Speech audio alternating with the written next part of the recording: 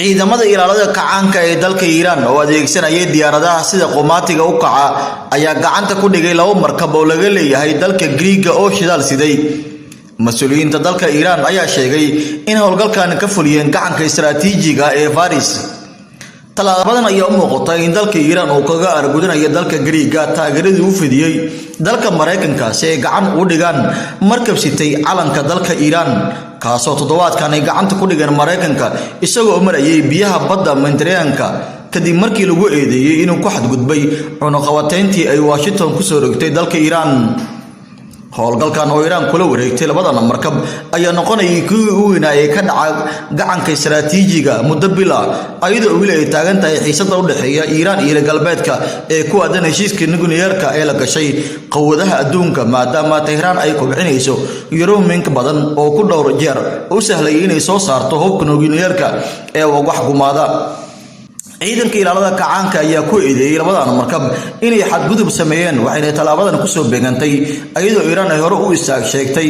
inay qaadi doonto talaabo loogu argudan doono dalka Greega oo ka caawiyay Mareykanka inuu la wareego markab ku safrayay calanka dalka Iran.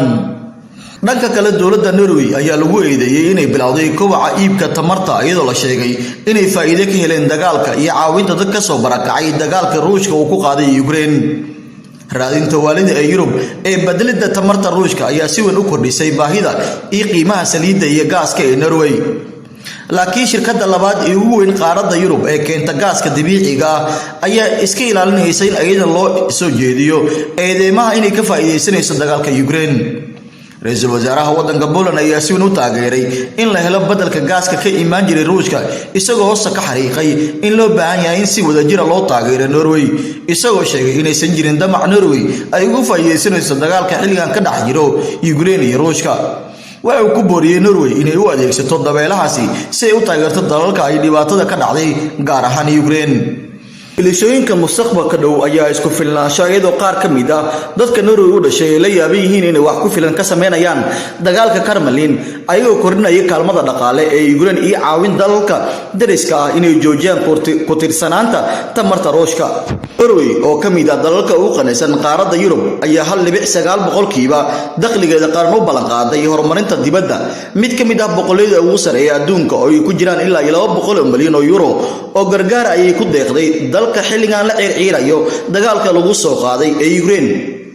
qasnada saliidda iyo gaaska oo faa'iido badan sameeyo ayaa dadka inta badan waxay jeclaan lahaayeen inay arkaan lacag badan oo loo qondeeyo si loo yareeyo sameynta dagaalka oo aan laga faa'iideysan maalgelin hay'adaha taageerada dadka.